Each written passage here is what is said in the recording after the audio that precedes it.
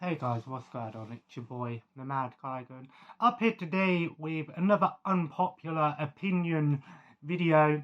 A couple months ago I did a video talking about why I felt like the original Grand Theft Auto trilogy on PS2, the PS2 era, didn't age well. And today I'm actually going to be talking about a console that hasn't aged well. And I just want to start off by saying that the console I'm talking about is the PlayStation 1. Now, here's the thing. I just want to start by saying that the PlayStation 1 for me does have some great memories. I had one growing up, I had some amazing memories of the PlayStation 1. It was a very influential console, using CD-based technology, sort of showing the world that this is the way forward when it comes to video games. In comparison to, say, like the Nintendo 64 at the time, which used cartridge-based. Unfortunately, the PlayStation 1, was more powerful than the N64, but I've got 5 reasons here why I think the PlayStation 1 hasn't aged well, and why, in my opinion, it's very hard to actually go back to and enjoy the same way that you did when you first played it back in the late 90s, early 2000s. And again, I just want to start saying that I have nothing but respect for the PlayStation 1 and what it did for gaming as a whole. And, I'm going to want to say that there are some amazing games on the PlayStation 1. Definitely worth checking out. So, number 1, too many games. Now, you might be thinking, why is that a bad thing? Why is that bad that PlayStation 1 had a ton of games? The PlayStation 2 had even more. Now, here's the thing. The problem when you have a console that has a lot of games is you end up with a ton of shovelware. Now, when you look at Nintendo in comparison to Sony, Nintendo had the Nintendo seal of quality, which meant there was more quality control. Yes, that didn't necessarily mean the games were always going to be top-notch games, but when you have that sort of level of control, you can sort of, justify what games come out. Like I said, yes, Nintendo have had their fair share of crap games. But the PlayStation 1 had what? Nearly 2,000 games for it, I think. And again, it had games dedicated to certain countries, certain regions, The problem is, when you've got so many games, the market becomes oversaturated, which means, when you're back, we're looking at things as back in the day and now. Back in the day, it was hard to really tell what games were good. Yes, there was internet, but it wasn't like today where you could just go on YouTube or go on a Facebook community, ask about some games. And, back in the day, the only way to know if a game was good or bad was to A, either play it, or B, be lucky enough to see it talked about either on a TV show or perhaps a magazine or something like that. And when you've got too many games, like I said, the market becomes oversaturated. And if you don't have that quality control, a lot of smaller developers and less well-known developers will publish games constantly, and you get oversaturated. There's a ton of PlayStation 1 games that are just copies of other games. There's tons of sports games, tons of racing games, and if you're into those sort of things, then more the more power to you. But I'd rather have, a console that has maybe like 300, 400 games for it, and, say 80% of those games are, playable, at least playable or decent games, than let's say, 2,000 games with say like 30 or 40% of them are considered to be fantastic games. And like I said, I've been going through some of the PlayStation 1 games, and 9 times out of 10, I play them for like 10, 15 minutes, and I'm like, this isn't for me, and when you've got so many of these games, it is very hard to really sort of justify which ones are good, which ones are bad. Yes, we're lucky today, we can ask questions and look up online, but for the most part, when you've got too many games, and as a collector, if you're collecting it, it is ridiculous, trying to get that full collection. You're always trying to hunt down, there's so many different versions of the games, and it just doesn't, it makes it so much harder to really sort of know what games are worth playing. Of course, there are some amazing games, the Metal Gear Solids, the Final Fantasies, the Tekkens, the Gran Turismos, the GTAs, just to name, the obvious ones. But when you've got too many games, it makes it hard to really know what ones are good, other than obviously the obvious ones that I've just said. But there are a ton of great games on the PlayStation 1, some amazing hidden gems, but it's hard to really know which ones are going to be good. And again, if you have a game in front of you, and you're looking at it as a blind buy, you could put it in and it could be amazing or it could just be pretty bad. That's the problem when you've got so many games for a console. There's no way of knowing exactly what ones are good, what ones are bad. I'd rather have something that has more quality control, and it is one of those problems, unfortunately. Now, this might not appeal to everyone, but these are my personal opinions. Number 2, the controls. Now, the thing is, the PlayStation 1 controller didn't actually get the analog until a bit later in its lifespan, which means going back and playing some of these older games, especially these 3D games like Resident Evil and the flight games and racing games and platformers and 3D platformers especially, when you're using a D-pad, it is it's just hard to do. It means your thumbs start getting hurting after a while, slipping, and even with the analog controls, PlayStation 1, unfortunately, didn't really utilize the analog controls to their full extent. I've actually played a ton of games on there that have analog controls, but only use one analog stick and the other one doesn't do nothing. Sometimes when you're playing like a 3D platformer, I was playing a game called Akuji the Heartless, which was like a precursor to like the Soul Reaver Darksiders games. But for some reason, it let me use the analog to move around, but to move the camera, it used the R1 and L1 buttons, which I'm thinking, why did they do that? Couldn't they have just used that, both controls? And especially with first-person shooters, I was playing Alien Trilogy, and that would have been a game that would have been perfect for analog controls, but unfortunately it doesn't use that. And, it depends on when the games came out. If they were games that came out, after the analog controls, I don't know what the first game to use analog controls were. I want to say Resident Evil Director's Cut was the one that sort of mainstreamed the analog controls.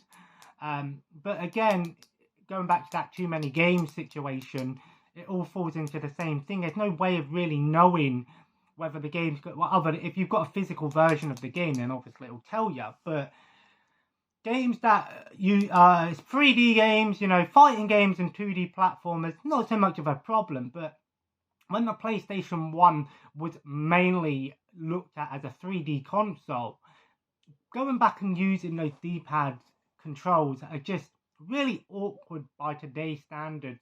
When you look at the Nintendo 64, yes, it only had the one analog control and it was an awkward design, but most games utilize that analog control really well. Look at Mario 64, for example. That was a perfect example of analog controls done extremely well.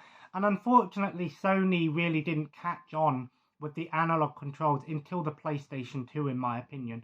There are some games on the PS1 that use controls fantastically, but the lack of analog, even if you have an analog controller, there's no guarantee that it's going to work. And, some of these older games, the controls are just really awkward, and it really ruins the experience, in my opinion. Number 3, graphics. Now, don't get me wrong, PlayStation 2 did have some amazing graphics for the time, very, very powerful when comparison to like the Super Nintendo or the Sega Genesis. But here's the thing, games like NES, Super Nintendo, 8 and 6-bit games will always look pretty good because they were designed to look good. Even with today's modern games, a lot of games today go back and actually use those style of graphics because they look really cool and stuff. Whereas, unfortunately, a lot of these 3D games, the graphics don't look too good because, unfortunately, at the time, yes, they were probably amazing, but by today's standards, they look blocky, low res, the pop-in, and unfortunately, not many games on the PlayStation 1 utilized the graphics the potential graphics, because it had great power, but not many games unfortunately utilized the graphics too well. Now there are some amazing looking games on 2D. Rayman, for example, the 2D platform and looks fantastic. Just my point exactly. Some 2D games using sprites and 16-bit, 8-bit still look good today. Unfortunately, when you're playing games like Ace Combat and racing games and stuff like that, they just don't look too good, especially when you're playing action platformers and shooting games. There's a lot of graininess to it, and early 3D games. Look at like the early 3D games that use vector graphics, and even like Star Fox that had like the FX chip and all of that. They don't look amazing by today's standards, but you could understand when they were going for. Whereas PS1, you look at these games and you think, wow, they really look ugly. And to be honest, there's no way of really improving that, even with modding and HDMI converters and smoothing and all of that. It's still not going to look fantastic. But don't get me wrong, there are some great looking games on the PS1. Gran Turismo, for example, still looks pretty decent today. Not by comparison to, say, Gran Turismo 7, but yeah, it is something that is worth mentioning. The PS1 has some very hard graphics to go back to. Even the PS2, I've noticed. Maybe I'm spoiled by the modern generation of graphics, but like I said, if you ask someone, would they rather go back if they compare like the 16-bit era of graphics of, say, Castlevania 4, or would they rather play a 3D action platformer game on the PS1? Which one is more appealing to the eye? Most people are going to go with those 16-bit graphics. But I can understand why Sony were and these companies were so trying to do it. Of course, Number 4, bugs. The problem is with PlayStation 1 is because a lot of these companies truly didn't understand the hardware, and this is the case with a lot of older consoles. Most PlayStation 1 games, have bugs, and unfortunately, this was because the hardware wasn't truly fully understood. In my opinion, and I still think this is the case today, a console doesn't truly get decent until maybe year 2 to 3 of its life cycle. That's when a decent amount of games have come out. Companies understand the hardware a little bit more, and developers can put more time into fixing things and doing that. Unfortunately, with the PS1, that wasn't the case, and unfortunately, there are a ton of games that have pretty bad bugs in it. The games have glitches, graphical glitches. The controls glitch out. You're pressing a button and it don't do what it's doing. And even the hardware itself can be buggy at times. And unfortunately, that's something that is the case. But when you compare it to, say, like the NES or Super Nintendo, not all of those games were buggy. They still work. Even if they weren't perfect games, they weren't buggy as hell. I mean, every console and every game has a chance to be buggy, don't get me wrong. But the PlayStation 1, unfortunately, does have a ton of bugs. And unless you really know what games are perfect, there's no way of telling.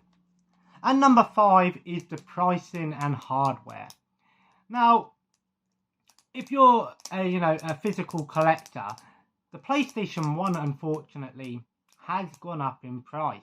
There was a time where PlayStation 1 was dirt cheap and you could pick the games up for next to nothing. But now, unfortunately, the PlayStation 1 is classed as a true retro console, rightfully so. But it means that the prices have gone up. If you're looking for those JRPGs, it's ridiculous, the prices of them. Even common games like Final Fantasy VII, Grand Theft Auto, Gran Turismo, maybe not so much Gran Turismo, but Metal Gear, they've all gone up in price, and I think it's ridiculous. With the, I've already talked about things like video game grading and stuff. Unfortunately, a lot of people aren't going to really be able to experience the PlayStation 1. The console itself is dirt cheap, but unfortunately, back to my point of the hardware, when you buy a PS1, unless you're lucky enough to buy a new one, there's no guarantee that it's going to work. You can often find problems with the controllers not working, the hardware not working, the power not coming on, the power cables aren't working properly, the AV cables don't come out properly, you know, the memory card being corrupted. And unfortunately, that is the case with a lot of old consoles. The test of time doesn't do it justice. Now, we do live in a pretty good time where there are plenty of options available for those people that don't want to spend a ton of money and mess around with all of this. Like I said, I've got a modded PS3 with some PlayStation 1 games on there. You can play PlayStation 1 games on the PS3 and purchase them through the digital store. PlayStation Plus has now added some PS1 games to it as well. And of course, emulation. There is plenty of options available out there, and there's plenty of hardware, people that know how the PlayStation 1 works, modding communities. So don't get me wrong, there are options available, but if you want the original hardware and the original games, it is unfortunate that it has rose in price and it's not perfect. So just be aware of that. So there we go, guys. There are 5 reasons why I think the PlayStation 1 hasn't aged well and is really hard to go back to. Now, that being said, don't get me wrong, I still think the PlayStation 1 is a fantastic system. It is a retro console and truly a great console. And that, of course, you know, now we're on the PlayStation 5, and you couldn't have never got to the PlayStation 5 if the original hadn't worked. Just think, imagine if the original plan was came to fruition. Not a lot of people know this, but the PlayStation 1 could have never have happened because it was actually Nintendo worked with Sony. You know, originally the Philips were working with Sony for an expansion for the I think, I'm not sure if it was the Super Nintendo or N64. But of course, Philips, we know what happened with that, the crappy CDI. But Sony were also working with Nintendo to try and do some sort of expansion module or console, and that deal fell through. So Sony went off and made their own console. Just imagine a world where Sony would have actually teamed up with Nintendo. Could the PlayStation still exist today? I don't know. Maybe there's a multiverse out there where that actually happened. It'd be interesting to see, right? But that being said, guys, I hope you enjoyed today's video. And like I said, I'm not shouting, giving a lot of hate to PlayStation 1. I still think it's a retro console, has so many memories for some people, myself included. But I just wanted to make some people aware that if you're interested in perhaps going for a PlayStation 1 collection or looking to get into the PlayStation 1, just be aware of these things. Don't let it, you know, if you really want to, by all means, I'm not judging. I had one myself at one point. But that being said, guys, if you enjoyed today's video, feel free to leave a like. Let me know in the comments below, what do you think of the PlayStation 1? Do you think it's a console that you can boot up today and enjoy it how it was intended? Or do you struggle to play it? And as always, guys, subscribe if you haven't already and join the family. Gonna chill today, I think, get some stuff done, of course, and things. And as always, guys, follow me on Twitter and Instagram at the Mad Tiger. And have a nice day. See you next time. Bye-bye.